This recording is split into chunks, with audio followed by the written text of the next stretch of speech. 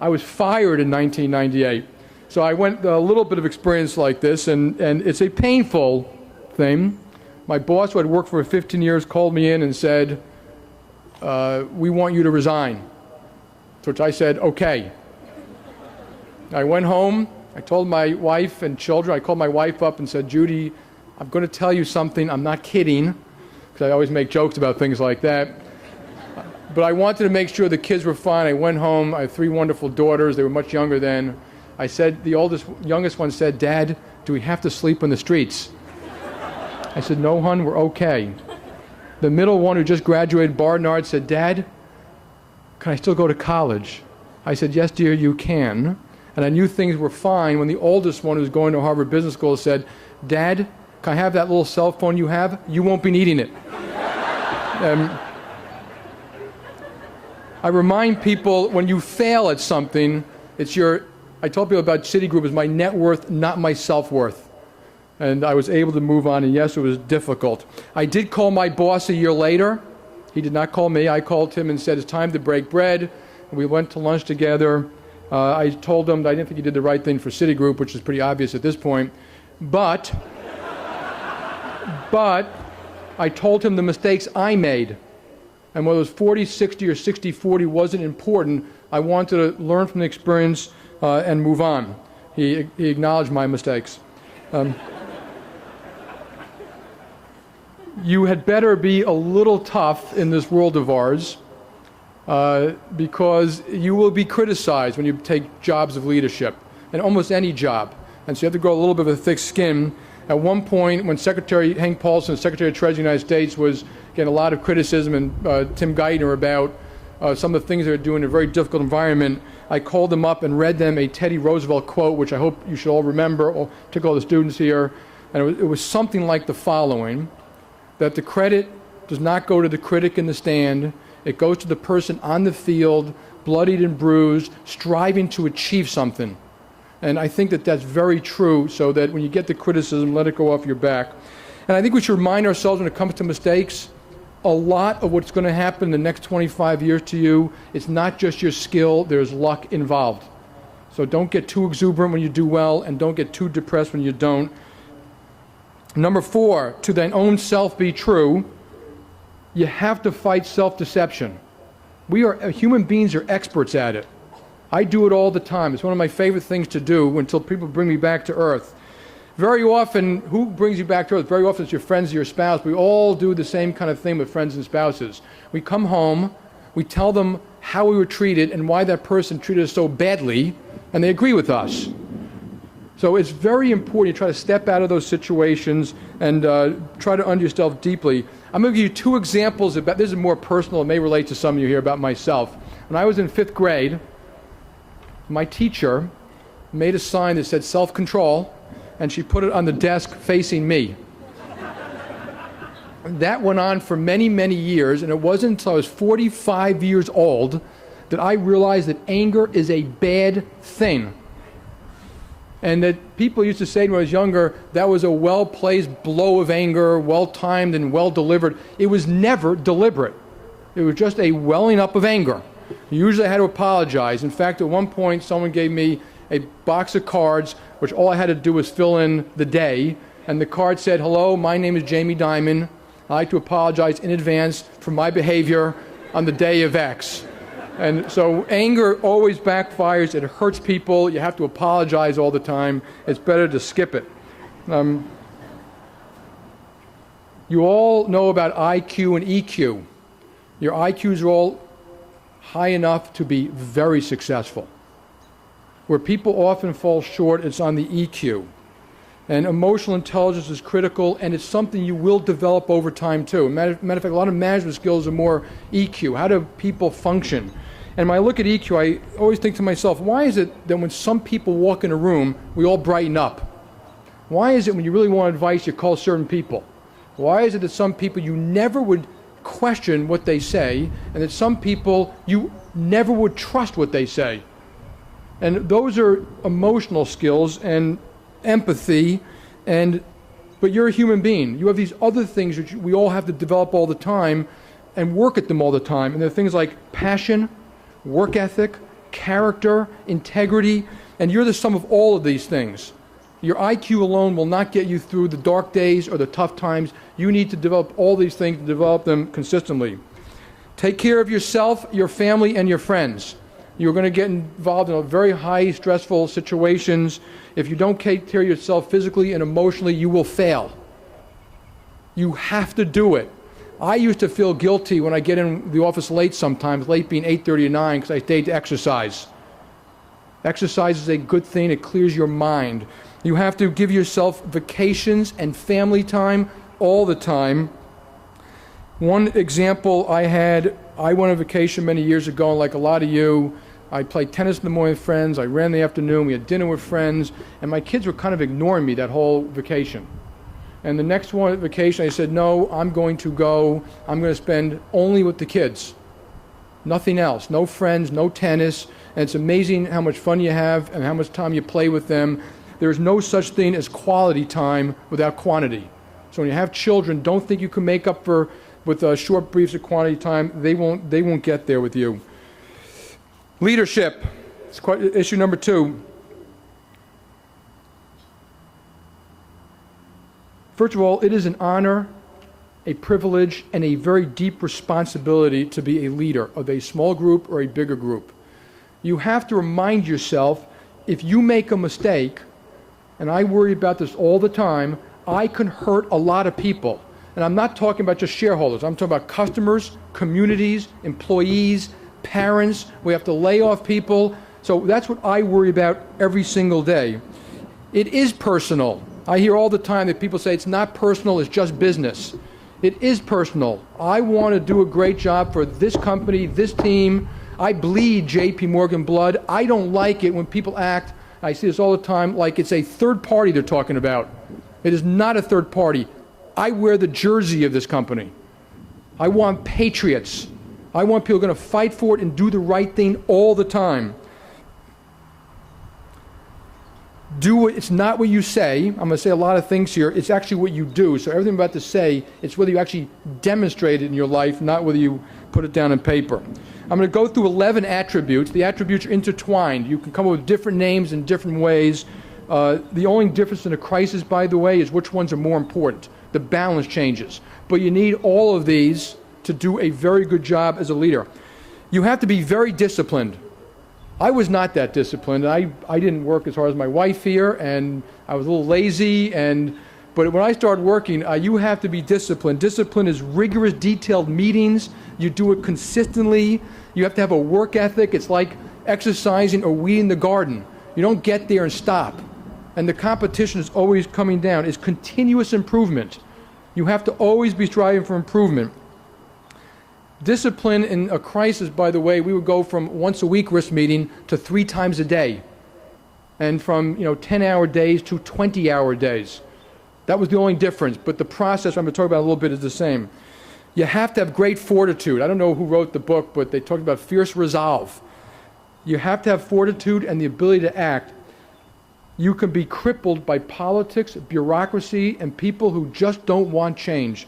When I first got to Bank One, it was quickly clear to me the company had systems problems, management problems. We didn't treat our customers well. Our expenses were too high. And to survive and thrive, we're going to have to lay up a lot of people.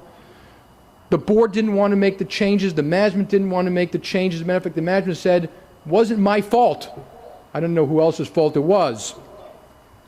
You have to push back against it. At one point, I cut the size of the board. I went to the management team. We cut 100% of their bonuses the first year. We took away their pension plans, their cars, their clubs. I made a lot of them go with me to every site where we're laying off people and say, we're sorry that we put you in a position that we have to lay off people at this company. You have to have the ability to act. You've got to make a list of what it is and then get it done. Yes, orchestrate it, coordinate it. Don't do it in haste. Think it through, because that will backfire too. But for the most part, people simply don't do what needs to be done. You have to set standards. Standards are not set by Harvard Business School. They're not set by the federal governments of the world. They're not set by anybody. They're not set by industries. They're set by you. There are 2 types of standards you have to set. First one is performance. If you want to really be good, you have to say it. You have to say, we want to be good and we strive to be among the best. You have to compare yourself to the best. A lot of companies I go to, when we compare ourselves, they always drop the best company. I always say, why is that? They say the best company is different. They don't really compete in the same business. I say, yeah, they're different, they're good. Put the best up there at a very detailed level and say, we want to do it. Analyze why you're different. That includes, in performance, give the customer a great deal. If you're not giving the customer a good deal, you're going to lose. Someone once said, things come to those who wait. Abe Lincoln added, yes, but only those things that are left by those who hustle. You have to set standards of performance or you will fail. The second is standards of integrity. I know you talk about it and you'll learn it. Treat people the way you would treat your parents. That's all. Tell them the product, tell them the service. When they come in the door, say, what can I do for you? If my parents were here, they'd say, you should be treating me a little bit better, Jamie. But set the standards of integrity. It's not embedded in anything. A lot of you worked at companies where people said things, I think it's a code word, is don't worry about it, everyone does it that way. No, they don't. No, they do not. And, set that standard, and that standard's got to be set at across all levels. I've been with a lot of kids who lie on T&Es because they took a cab in, they shared it from the hotel, to a job interview, they split it with a friend, and they both put in 100% of the cab bill of $40. That's stealing. If I caught you doing that, I'd fire you. And everyone in the company knows that. That is stealing. And so the standard is set across the board, from little things to big things. Do the right thing, not the easy or expedient thing. Fourth, you got to look at the facts in a cold-blooded, honest way all the time. At management meetings, emphasize the negatives. You can always have a party about the positives. I used to always go to Hong Kong, party, have a great time. But at management meetings, what are we not doing well? How come the competition is doing better? Emphasize the negatives. Internally, profit and loss statements are very important. Okay, and so a lot of times I get involved in debates about, well, you're focused on little things about how we allocate expenses. It's not a little thing. A lot of companies allocate expenses inside, and the allocation is political, not economic. And that does two things inside a company. It means your numbers aren't honest. In fact, I've been at a company where people say, well, let's move the profits to the part of the company that has a higher public valuation. I call that financial misrepresentation. You're teaching your own people to lie. And that goes on in these companies. So P&Ls are very important that way. Aggressive accounting is the same thing. I'm not going to go through a lot of examples. I don't know if you still have that GE case and the Westinghouse case. Compares accounting. Do you still do that one? That compares accounting. When people do very aggressive accounting, it's in one spot. It's usually a lot of spots. It tells you something about the company. So keep your eye out for that one. Externally, full disclosure. There's only one truth. We try to tell the board the same thing we tell the employees, the same thing we tell the analysts, the same thing we tell employees. The good, the bad, and the ugly, and then deal with it. It's okay. We're never going to do everything exactly right. Number 5, openness. Hard one to actually execute, because what you really want in a company is full sharing of information. I've worked in a lot of companies where you simply can't get it. They say it's not your job. It is your job. We want to have full information and then have a debate about the right thing to do. Half the debates are on what the information is. Bad information leads to excessive politics. People have often said to me, okay, Jamie, you're the big boss. You get paid the big bucks to decide. Now decide.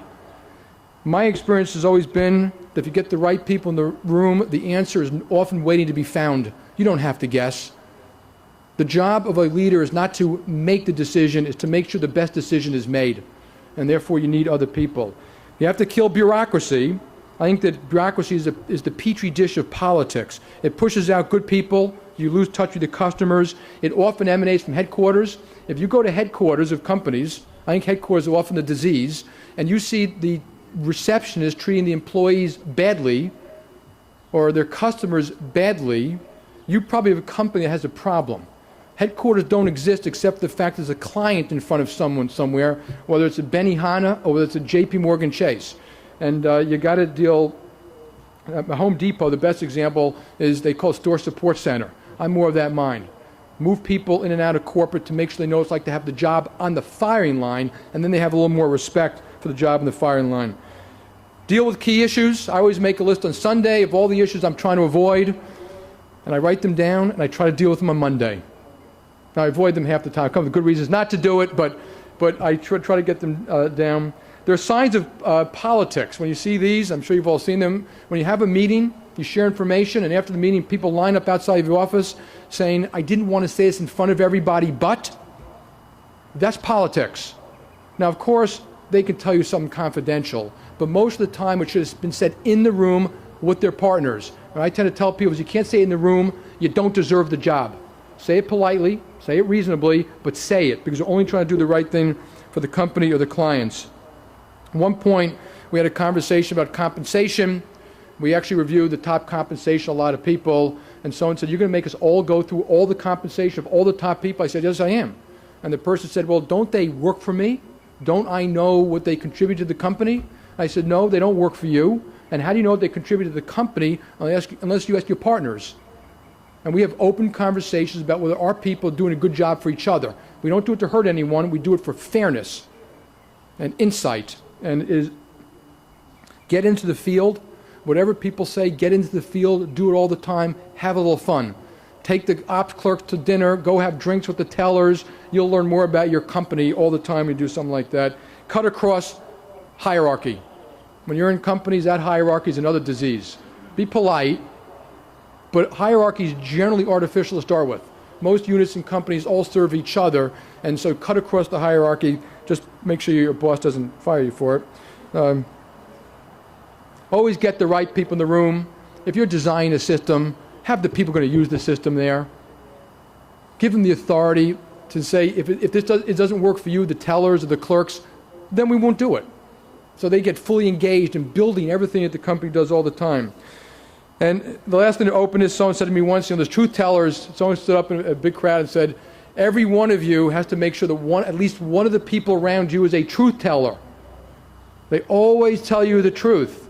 And I got up and said, yes, you got to make sure that there's at least one truth teller around you. But if you are a leader and you have 7 or 8 people reporting to you and you have only one truth teller, you have a problem. Every single one of them should be a truth teller. You have to set things up for success. I'll give you a quick example from my past. When we did the Citigroup Travelers deal, we had multiple tri-heads and multiple co-heads reporting to tri-heads and co-heads. That is a formula for disaster. So organize things that will actually work in the future, not things that won't work in the future. Loyalty, number 7, loyalty, meritocracy, and teamwork, words you all hear. I'm going to give you a slightly different point of view of them. When I was a young CEO, someone asked me, we love the company, but you demoted Joe. You embarrassed him. How can we be loyal to you, which we asked for, which I believe in, when we're not loyal to Joe? And I honestly couldn't answer the question. And I went home that night and I thought about it. And I called the person up the next day. I said, yes, you were right. We demoted Joe. And Joe is a pillar of society and a wonderful person. And yes, we did not want to embarrass him. But Joe was no longer doing a good job. If we were, quote, loyal to Joe by leaving him in that job, we would have been hugely disloyal to everybody else and the clients of the company.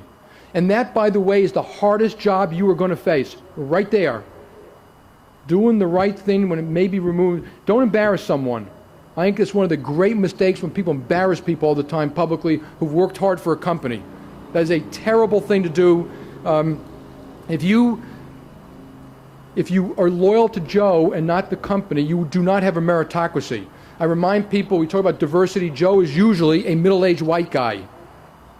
So if I tell you we're going to give the best job to the best person, okay, I'm not telling the truth if you don't see me make changes. So a meritocracy is the fundamental part of a meritocracy. And teamwork is often code, and it means get along. Whereas often I think the best team player is the one who puts up their hand and says, I don't agree because I don't think what you're doing is in the best interest of the client or the company. So teamwork sometimes means standing alone and having the courage to say something. I deeply believe in loyalty. Deeply. And I dealt hard with the contradiction about making tough decisions like that. So what is loyalty, if you deeply believe in it? What do we owe employees of a company and each other? Here's what we owe you. We owe you, and I'm going to talk about this a little bit later, that we're going to do everything we can to build a healthy and vibrant company, because that will give you the most opportunity. We want to build a company that's respected by people, because that means you will be respected. We want to give you the training you need. We want to treat you with dignity. We want to give you opportunities. If you fall down, we want to pick you up and help you. That's what we owe you. We do not owe you that job. And that is what loyalty means. Number 8, great mistakes are made in the name of morale.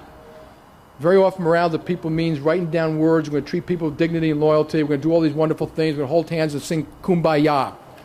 The road to hell is paved with good intentions.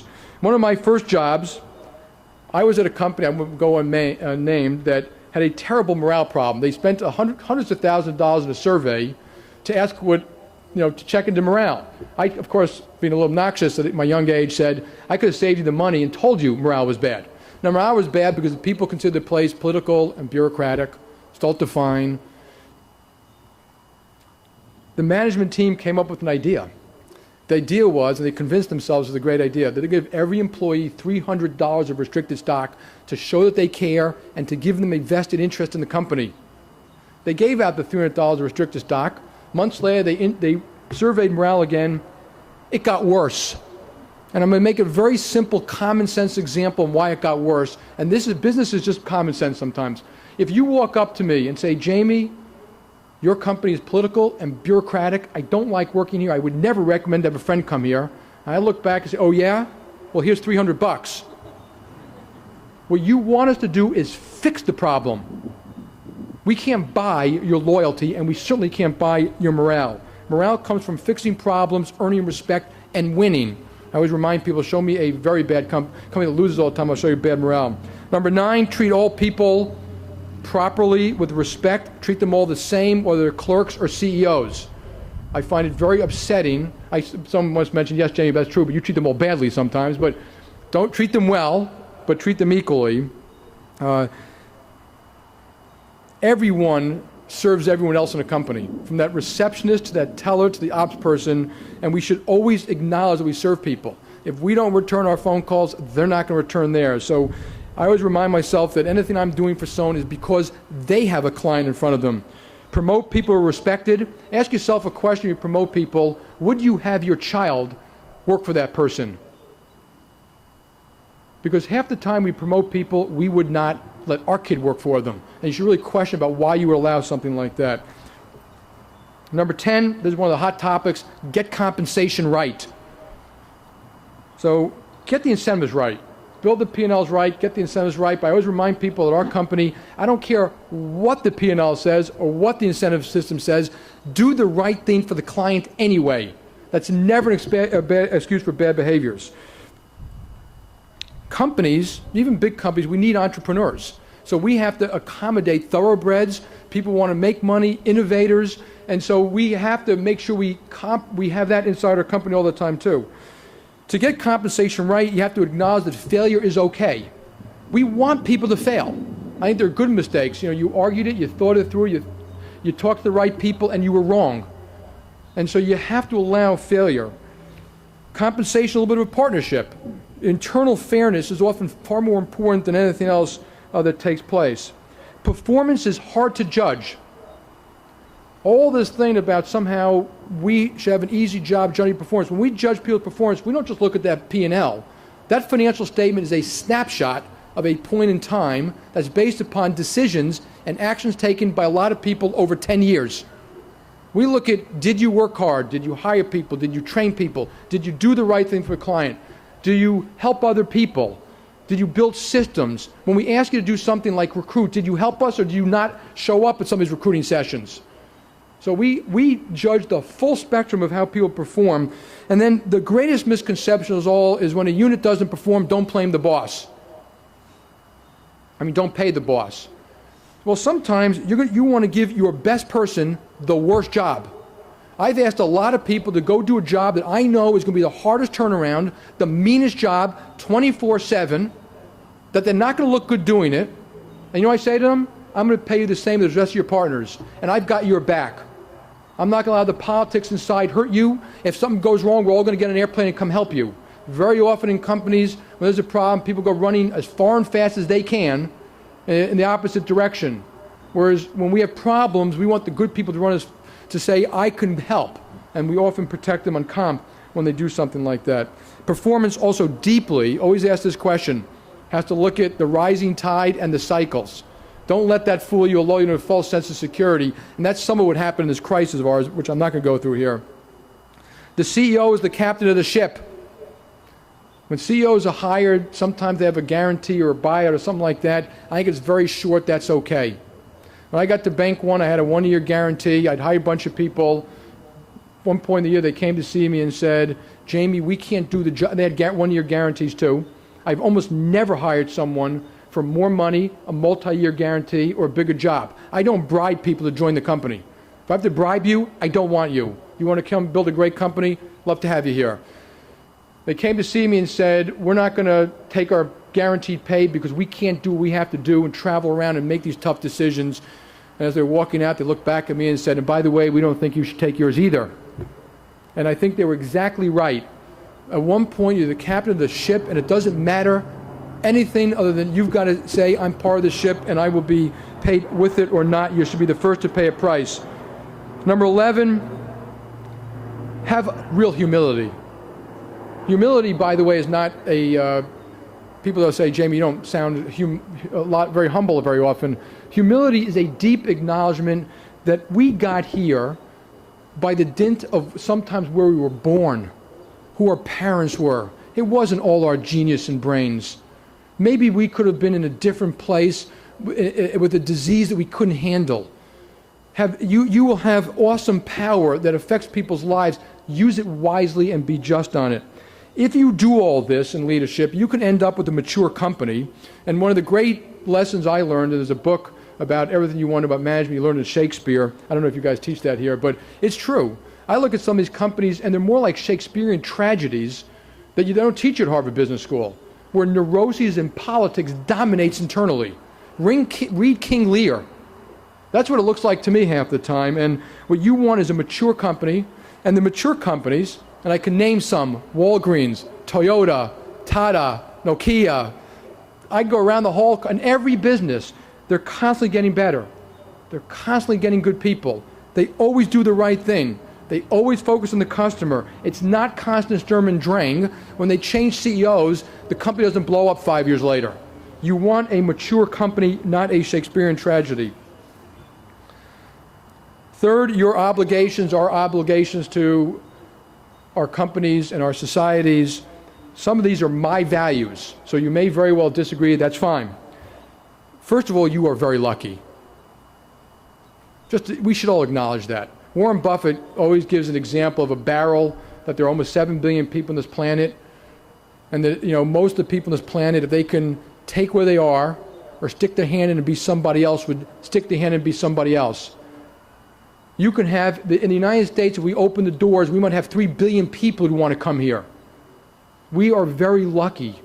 A lot of what we're good at, we were born with. And that gives us deep obligations. Leaders understand that they didn't build this country. I speak to a lot of my friends, I remind them, they didn't charge the beach at Normandy or do the Humvee in a desert in Iran or a mountain in Iraq. So everything they earned, they did not earn it on their own. Somebody earned it before they got here. And that should be a humbling thing for all leaders. If you want to be a leader, it can't be about money, and it can't be about you. It's about eventually what you do what you leave behind, and what you did when you walked the planet. Teachers, politicians, scientists, generals left this planet better than us. And someone said, and I'll tell you what I think about it, said, what would you want on your tombstone? Think about that when you become a leader. What do you want on your tombstone? So here are 3 of the important things to me. I was asked once in China by a reporter, what's really important to you? And I started talking about the company. He said, no, what's important to you as a person?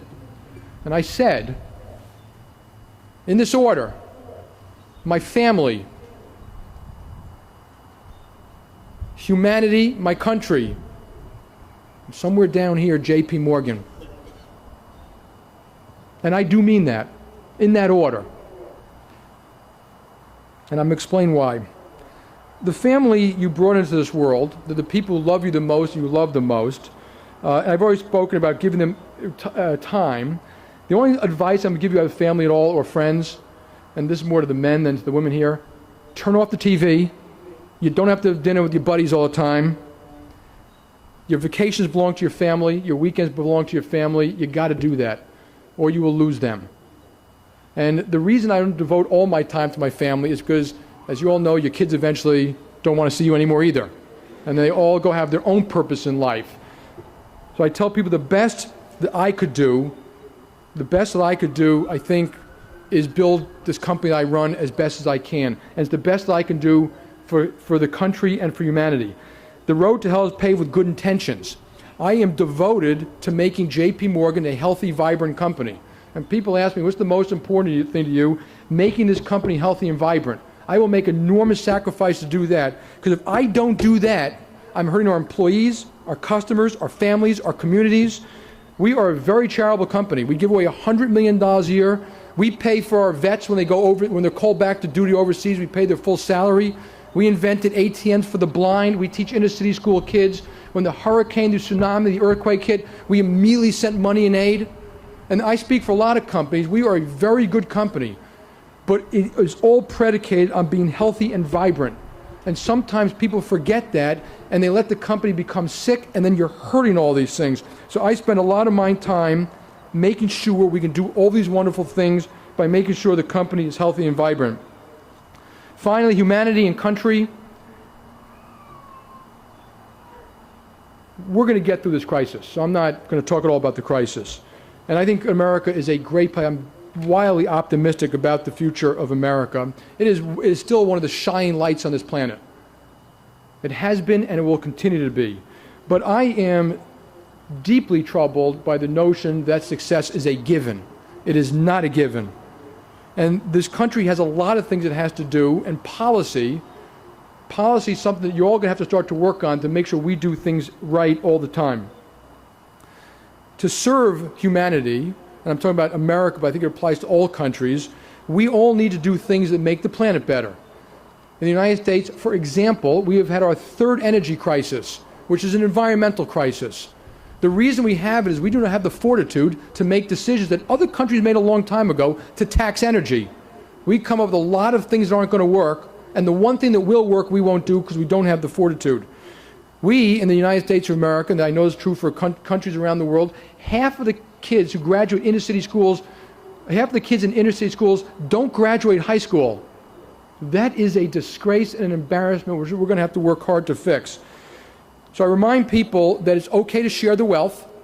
I don't mind paying taxes. I wouldn't mind paying more taxes.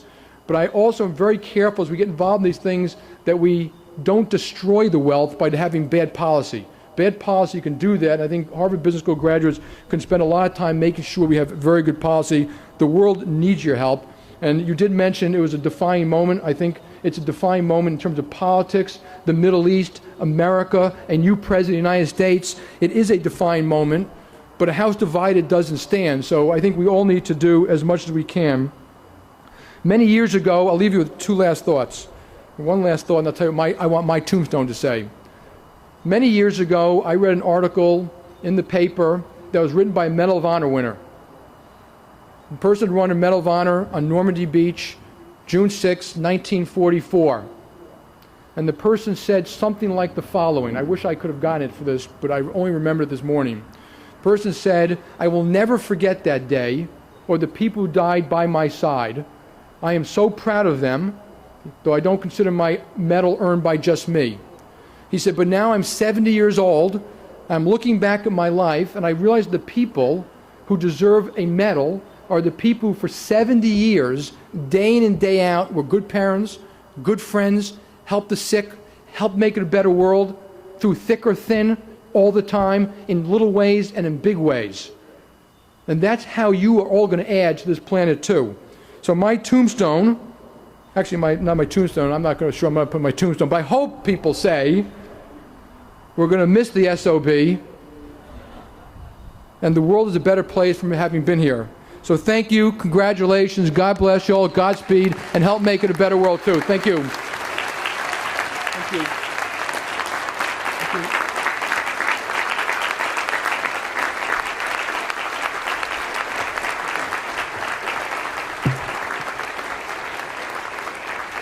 On behalf of the class of 2009, Mr. Dimon, we would like to thank you for choosing to be with us here today and for being part of the celebration. So please accept this as a token of our appreciation. Thank you very much. Thank you.